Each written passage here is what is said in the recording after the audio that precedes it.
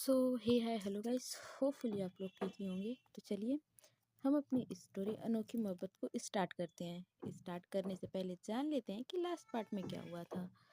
तो last part में जो आर्य और रिद्धि होती हैं वो आमने सामने आ जाती हैं, जहाँ पे रिद्धि आर्य को एक थप्पड़ मारती है और वहाँ से चली जाती है।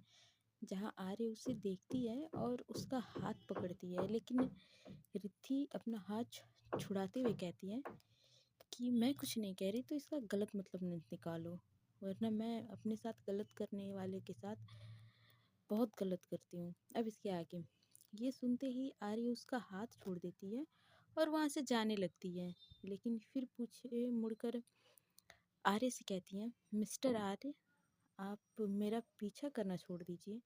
आपको कुछ हासिल नहीं होगा। जिसे आप ढूंढ रहे हैं वो मैं नहीं हूँ। मेरा पीछा करके आप अपना टाइम वेस्ट कर रही हैं। जिस पर आर्य चलकर उसके पास आती है और कहती है, टाइम वेस्ट तो मैं पहले भी बहुत कर चुकी हूँ। अब तो बस उसे यही सही यूज करने का टाइम आया है। प्लीज़ रिद्धि, मुझे तुमसे कुछ बात करनी है। रिद्धि बोलती है, लेकिन मुझे आपसे कोई बात नहीं करनी। ये कहकर वो आर्य को हल्का सा धक्का देती है। ये देखकर आर्य की आंखों में आंसू आ जाते हैं, जिन्हें देखकर वो अपना फेस फेर लेती है और फिर वहाँ से जाने लगती है। आर्य उसे रोकते हुए कहती है, प्लीज़ रिद्धि, एक बार मेरी बात सुन लो प्लीज़। रिद्धि आर्य के रिद्धि को आर्य के बुरा लगने लगता है, लेकिन उसके प्यार पर गुस्से की इतनी मोटी परत चढ़ चुकी थी कि इतनी जल्दी और इतनी आसानी से उसका पिघलना संभव नहीं था। आर्य के सामने आ जाने से रिद्धि के जख्म एक बार फिर से हरे हो चुके थे। रिद्धि गुस्से से उसका कॉलर पकड़ती है और बोलती है, तुमने सुनी नहीं मेरी बात? बोलो, सुनी थी? नहीं सुनी थी ना? तो फिर अब क्यों चाहती हो कि मैं तुम्हारी बात सुनूं? तुमने मुझ पर विश्वास किया था? बोलो, किया था? नहीं किया था ना? तो फिर अब क्यों चाहती हो कि मैं तुम पर विश्वास करूं? अभी भी वक्त है यार। मैं ऐसा कुछ नहीं करना चाहती जिससे तुम्हारा दिल दुखे, इसलिए बेहतर यही होगा कि तुम यहाँ से चुपचाप चली जाओ। ये कहकर वो आर्य का कॉलर छोड़ देती है और वहाँ से जाने लगती है। तो आर्य हिम्मत न हारते हुए पीछे से कहती है, मानती हूँ बहुत बड़ी गलती की है मैंने। ना तो सच को जान पाई और ना तुम्हारी आंखों में देख पाई और ना ही कुछ समझ पाई, लेकिन जब से अपनी गलती का एहसास हुआ है ना, तब से पश्चाताप की अग्नि में जल रही हूँ। बदल गई हूँ मैं रिद्धि। तुम सब कुछ छोड़कर यहाँ आ गई और साथ में मेरी खुशियाँ, मेरी हंसी, मेरी जिंदगी, सब कुछ अपने साथ ले आई। तुम्हारे वादे के लिए मैंने तुम्हें कभी नहीं ढूंढा, लेकिन देखो, किस्मत मुझे फिर से तुम्हारे पास ले आई। मेरा ना सही, कम से कम भगवान का इशारा समझ कर ही तो मान लो। एक बार मुझसे बात कर लो। एक बार अपने दिल की सारी बातें मेरे सामने कह दो। एक बार मुझे कुछ भी कहने का मौका दो। मैं वादा करती हूँ तुम्हारे दिल के सारे गम निकाल दूंगी। प्लीज़ एक बार मुझ पर यकीन करके देखो। मैं ये नहीं कहती कि मुझे माफ़ कर देना, लेकिन कम से कम मुझे माफ़ी मांगने का मौका तो दो। रिद्धि उसकी बातों का कोई जवाब नहीं देती है। ना तो वो आर्य के सामने कमज़ोर पड़ना चाहती थी और ना ही उसे माफ़ करना चाहती थी। वो जल्दी से भागकर अपने कैबिन में आती है और दरवाज़ा बंद कर लेती है।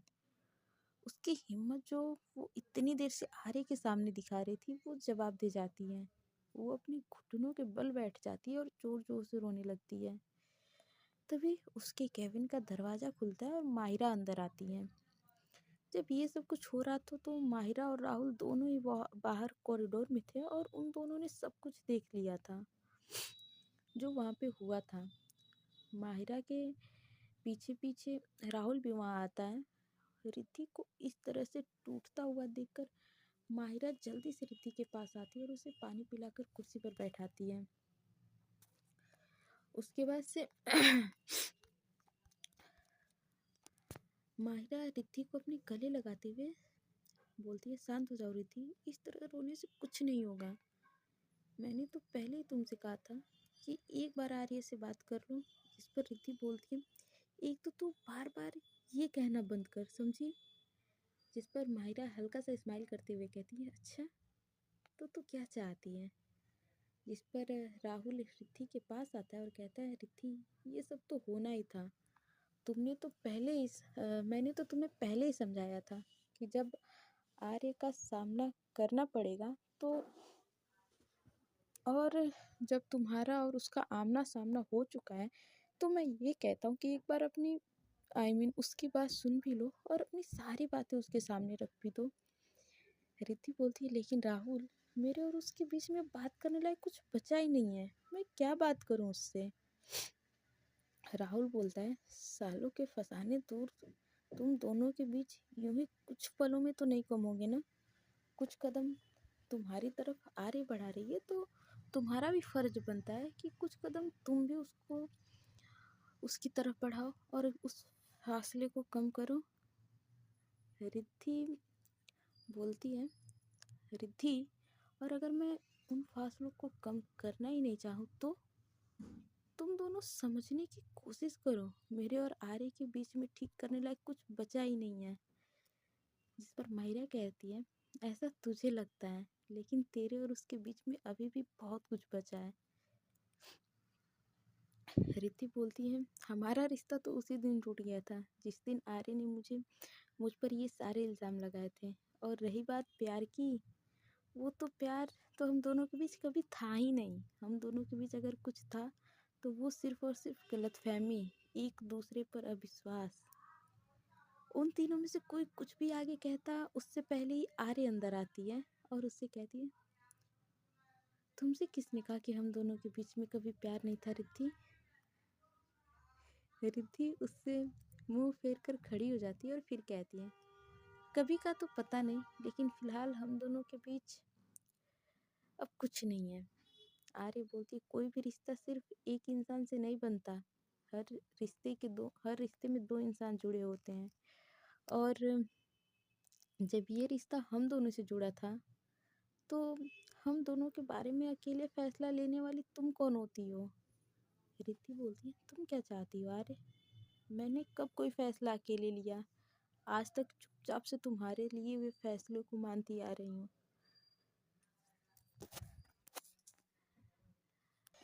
बिना मेरी मर्जी जाने मुझसे शादी करने का फैसला लिया, जिसे मैंने मान लिया। फिर तुमने बिना मेरी मर्जी जाने मुझसे अलग होने का फैसला कर लिया, तो मैंने उसे भी मान लिया। तुमने ही तो कहा था ना कि मैं चली जाऊँ तुम्हारी ज़िंदगी से, तुम्हारे घर से चली जाऊँ। चली आई तुमसे और तुम्हारी ज़िंदगी से बहुत दूर, जहाँ पर तुम चाह कर भी मुझ तक नहीं पहुँच सकती थी। और अब तुम मुझे सुकून से क्यों नहीं जीने देना चाहती हो? तुमने ही कहा था ना कि अगर कभी गलती से तुमसे टकरा भी जाऊँ तो एक अजनबी की तरह मिलूँ। तो आज जब मैं तुमसे अजनबी की तरह मिल रही हूँ तो तुम्हें इतनी तकलीफ़ क्यों हो रही है? आज जब तुम्हारी हर कई बात को, हर फैसले को मानती आ रही हूँ, फिर भी तुम मुझ पर इल्ज़ाम लगा रही हो कि मैं अकेले फैसला लेने वाली होती कौन हूँ? पहले तुम मुझे ये बताओ कि आखिर मैंने अकेले फैसला लिया ही कौन सा है? जिस पर आर्य रिद्धि के किसी भी बात का जवाब नहीं देती है, वो चुप रहती है। रिद्धि उस पर गुस्से से बरसते हुए बोलती है, बोलो आर्य, अब क्यों चुप हो गई? क्यों? क्यों नहीं है? नहीं कोई जवाब तुम्हारे पास? जानती हूँ क्यों नहीं है? क्योंकि सच तो तुम भी जानती हो कि मैं आज तक तुम्हारी बात कभी नहीं टाली है। तुम्हारे और मेरे बीच में कभी भी प्यार और विश्वास जैसा कुछ था ही नहीं। अगर था तो वो सिर्फ ज़बरदस्ती का रिश्ता, जिसे तुम मजबूरी में निभा रही थी। अगर हम कुछ दिन किसी जानवर के साथ भी रहने लगे ना तो उससे भी लगाव हो जाता है। फिर मैं तो इंसान थी, तुम्हें भी मुझसे लगाव हो गया और तुम उस लगाव को प्यार समझने लगी, जबकि वो कुछ नहीं था। आर्य बोलती है, मानती हूँ मेरी गलती बहुत बड़ी है, लेकिन क्या मुझे अपनी गलती को सुधारने का एक मौका पाने का भी अधिकार नहीं है? तो रिद्धि बोलती है, जो हुआ उसे भूल जाओ आर्य। क्यों गलती, माफ़ी और किसी सुधार के चक्कर में पड़ रही हो? आर्य बोलती है, और अगर मैं तुमसे कहूँ कि तुम भी वो सब भूल जाओ तो? रिद्धि बोलती है, मैं तो सब कुछ पहले ही भूल चुकी हूँ। आर्य बोलती है, अगर तुम सच में सब कुछ भूल चुकी हो तो माफ़ कर दो मुझे, लौट आओ मेरे पास, वापस चलो मेरे साथ, जो कुछ अधूरा छोड़ कर आई हो उसे पूरा कर दो। रिद्धि पर आर्य की बातों का असर होने लगा था, लेकिन वो उसकी बातों से पिघलना नहीं चाहती थी और ना ही उसे माफ़ करना चाहती थी। तो वो खुद को मजबूत बनाते हुए बोलती है, जो तुम कह रही हो वो नहीं हो सकता आर्य। मैं जहाँ से निकल के आई हूँ वहाँ वापस जाना मेरे लिए मुमकिन नहीं है। उस ज़बरदस्ती के रिश्ते से मैं 6 साल पहले ही निकल कर आई हूँ। तो अब तुम्हारे लिए यही बेहतर है कि तुम भी उस रिश्ते से निकल जाओ और आगे बढ़ो। जिस पर आर्य उसके सामने आती है और बोलती है, ये बात मेरी आंखों में आंखें डालकर कहो कि तुम हमारे रिश्ते से निकल आई हो। जिस पर रिद्धि उसकी तरफ देखती है और आंखों में आंखें डालकर कहती है, क्या सुनना चाहती हो तुम, यही ना कि मैं तुम्हें छोड़कर आगे बढ़ चुकी हूँ या नहीं? तो सुनो, निकल आई हूँ मैं उस रिश्ते से और बहुत आगे बढ़ चुकी हूँ। तो बेहतर है कि तुम सब कुछ भूल जाओ और आगे बढ़ जाओ। आर्य उसके पास आती है और उसकी बाजू को पकड़कर उसे खुद के करीब करती है और कहती है, अच्छा तो तुम आगे बढ़ चुकी हो, जरा मैं भी तो सुनूं कितना आगे बढ़ चुकी हो तुम। जिस पर रिद्धि बोलती है, शायद तुमने मुझे गौर से देखा नहीं यार, और ना ही मेरे नाम के पीछे लगे हुए सरनेम को देखा है। जिस पर आर्य अपने फेस को उसके फेस के एकदम करीब ले जाते हुए उसकी नज़रों में अपनी नज़रें डालते हुए कहती है, देखा ना, बहुत गौर से देखा। जब पहली नज़र तुम पे पड़ी थी तभी देखा। हल्की पिंक कलर की कुर्ती, वाइट कलर का दुपट्टा, गले में स्टेथोस्कोप, एक हाथ में घड़ी, आंखों में गहरा काजल, लिप्स पर हल्की पिंक कलर की लिपस्टिक और माथे पर एक छोटी सी बिंदी, और गले में मेरे नाम का मंगलसूत्र, और मेरे नाम के पीछे लगा हुआ कपूर सरनेम। आर्य की बात को पूरा करते हुए रिद्धि बोली, शायद आपने ये सब नहीं देखा। आर्य, मायरा और राहुल दोनों ही आर्य की बातों से हैरान थे, और हैरान तो रिद्धि भी थी कि कब आर्य ने उसे इतने गौर से देख लिया। आर्य रिद्धि को अपनी गहरी निगाहों से देखते हुए कहती है, देखा, ये भी देखा, लेकिन तुम मुझे ये सब दिखाकर क्या जताना चाहती हो? रिद्धि बोलती है, यही कि मैं अपनी ज़िंदगी में आगे बढ़ चुकी हूँ। मैं तुम्हें छोड़कर किसी और को अपना चुकी हूँ। अपनी ज़िंदगी में तुम्हारी जगह किसी और को दे चुकी हूँ। जहाँ आर्य रिद्धि के बात से हैरान थी, वहीं राहुल और मायरा भी उसकी बात से बेहद हैरान थे, क्योंकि वो दोनों अच्छे से जानते थे कि रिद्धि सरासर झूठ बोल रही है। कभी वो दोनों रिद्धि को तो कभी एक दूसरे को देख रहे थे। आर्य ये सुनते ही जोर जोर से हंसने लगती है और बोलती है, अच्छा तो तुम कहना चाहती हो कि तुमने मुझे भुलाकर शादी कर लिया? रिद्धि आर्य के इस रिएक्शन पर हैरान थी, क्योंकि उसे तो लगा था कि आर्य आसानी से उसकी बात मान लेगी। आर्य बोलती है, इतनी हैरानी से मुझे मत देखो रिद्धि, तुम कहना चाहती हो ना कि तुमने शादी कर ली, तो ठीक है, मान लेती हूँ कि तुमने शादी कर ली। तो चलो अब अपने पति के बारे में कुछ बता दो। सरनेम तो तुम मुझे उसका बता भी चुकी हो, अब नाम भी बता दो। रिद्धि ने झूठ तो कह दिया था, लेकिन झूठ बोलते वक्त ये तो भूल ही गई थी कि झूठ को छुपाने के लिए उसे न जाने कितने और झूठ बोलने पड़ेंगे। काफ़ी देर तक जब कोई कुछ नहीं बोलता तो आर्य फिर से बोलती है, क्या हुआ रिद्धि, अपने पति के बारे में कुछ नहीं बताना चाहती हो? जो चुपचाप खड़ी हो, या उसके बारे में कुछ याद नहीं आ रहा? तुम अपने झूठ में ये भी भूल चुकी हो रिद्धि कि तुम्हारे नेम के पीछे आज भी मेरा सरनेम लगा हुआ है। तुम कल भी मिसेस कपूर थी और आज भी हो, और आगे भी रहोगी। रिद्धि बोलती है, हाँ ठीक कह रही हो तुम, मैं कल भी कपूर थी, आज भी कपूर हूँ और आगे भी रहूँगी। लेकिन फ़र्क बस इतना है कि कल मैं मिसेस आर्य रिद्धि कपूर थी, और आज मिसेस रोहित रिद्धि कपूर हूँ। जहाँ रोहित का नाम रिद्धि के मुंह से राहुल और माहिरा सुनकर हैरान थे, वहीं रिद्धि खुद भी हैरान थी। आखिर उसने रोहित का नाम लिया क्यों? दरअसल बात यह थी कि रिद्धि को कुछ समझ नहीं आ रहा था कि आर्य के सवालों का क्या जवाब दे। फिर उसकी नज़र उसके सामने लगी हुई फोटो पर गई, तो जो उसकी कन्वर्सेशन सेरेमनी के बाद ली गई एक ग्रुप फोटो थी, और उसके बराबर में एक तरफ मायरा की थी और दूसरी तरफ रोहित का था। रोहित का चेहरा सामने आते उसे याद आया कि रोहित का पूरा नाम भी रोहित कपूर है, इसलिए उसने अपने झूठ को सच साबित करने के लिए आर्य के सामने रोहित कपूर नाम ले लिया था। आर्य कुछ कहने के लिए रिद्धि की तरफ बढ़ ही रही थी कि तभी रिद्धि के कैबिन का दरवाज़ा खुलता है और रोहित अंदर आता है। वो बहुत खुश लग रहा था। वो आते ही रिद्धि के गले लग जाता है और बोलता है, हे डॉक्टर कपूर, कैसी हो तुम? उसके इस तरह से गले लग जाने से रिद्धि भी हैरान थी और आर्य तो अपनी गुस्से से भरी जलती निगाहों से बस रोहित को घूरे जा रही थी। लेकिन रोहित ने अब तक आर्य को नहीं देखा था। लेकिन रिद्धि की नज़र भी आर्य पर ही थी। रिद्धि उसे खुद से थोड़ा सा दूर करते हुए बोलती है, डॉक्टर कपूर, मतलब मेरा मतलब रोहित, कैसी हो तुम? और तुम यहाँ अचानक? रोहित जवाब देने लगा था, लेकिन उससे पहले उसकी नज़र रिद्धि के बराबर खड़ी माहिरा और राहुल पर जाती है और वो माहिरा की तरफ कदम बढ़ाता और उसे गले लगाकर कहता है, हे डॉक्टर रहेजा, कैसी हैं आप? अब तक जो गुस्सा आरी की आंखों में दिखाई दे रहा था, वो अब राहुल की आंखों में दिखाई देने लगता है। राहुल उसकी तरफ बढ़ता है और उसे माहिरा से अलग करते हुए बोलता है, डॉक्टर कपूर, आप बात थोड़ा दूर से ही रहकर कीजिए। फिर रोहित राहुल के गले लग जाता है और बोलता है, सॉरी यार, मैं भूल गया था कि ये तुम्हारी वाइफ है। और फिर हंसते हुए कहता है, वैसे भी एक हस्बैंड के सामने उसकी वाइफ को गले लगाना गलत बात है। राहुल उससे अलग होता है और बोलता है, ये कोई भूलने वाली बात नहीं है डॉक्टर रोहित। जिस पर रोहित हंसते हुए कहता है, अरे यार, तुम तो ऐसे कह रहे हो जैसे तुम्हारी बीवी को भगा कर ले जा रहा हूँ। रिद्धि जानती थी कि रोहित कुछ ना कुछ बकवास जरूर करेगा, इसलिए उसे चुप कराते हुए बोलती है, रोहित, तुम यहाँ कब आए और कुछ काम था क्या तुम्हें? रोहित कुछ कहता, लेकिन उससे पहले उसकी नज़र आर्य पर पड़ जाती है, जिसे यहाँ देखकर वो खुश होता है और वो आर्य से कुछ कहने वाला होता है, लेकिन उससे पहले ही आर्य रोहित को चुप रहने का इशारा करती है और कहती है, तो आप है डॉक्टर रोहित कपूर, डॉक्टर रिद्धि के हस्बैंड?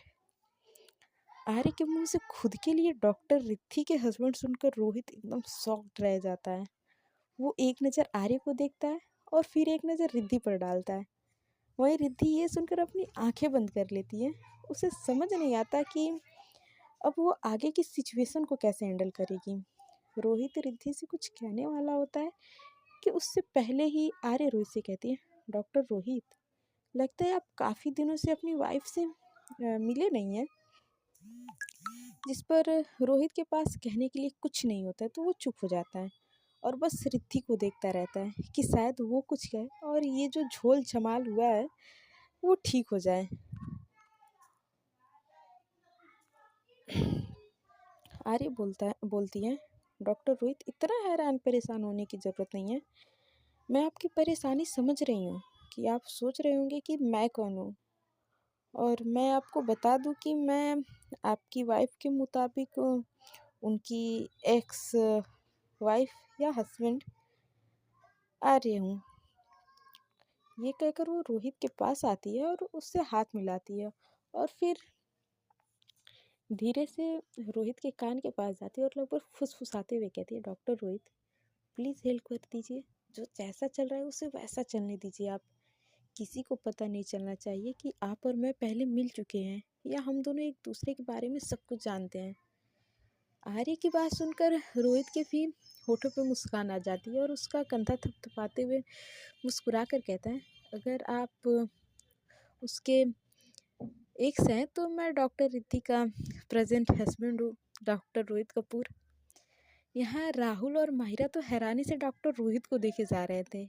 माहिरा को तो समझ नहीं आ रहा था कि ये रोहित इतनी बकवास कैसे कर रहा है और क्या कर रहा है। वहीं रिद्धि भी रोहित को ऐसे कहने पर काफ़ी हैरान थी। आर्य बोलती है, डॉक्टर रोहित, आपकी वाइफ कह तो रही थी कि आप दोनों की शादी हो चुकी है, लेकिन मेरा दिल ये मानने को नहीं हो रहा है।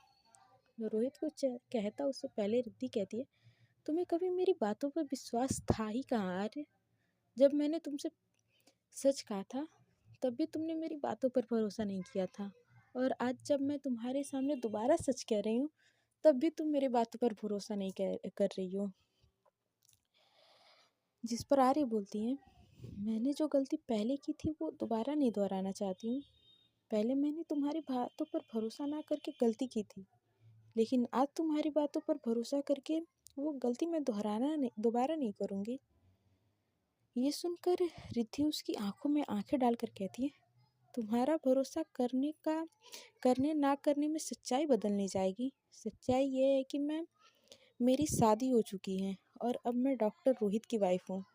आर्य बोलती, अच्छा तुम उसकी वाइफ हो, तो सबूत दो मुझे। इस पर रिद्धि हैरानी से बोलती है, सबूत? तो आर्य कहती है, हाँ सबूत, अभी और इसी वक्त। सो फ्रेंड्स, आज के पार्ट में बस इतना ही। मिलते हैं नेक्स्ट पार्ट में और जानते हैं कि आने वाले पार्ट में क्या होता है। तब तक के लिए bye bye, tata, take care. आप लोग अपना ध्यान रखिए। बाय।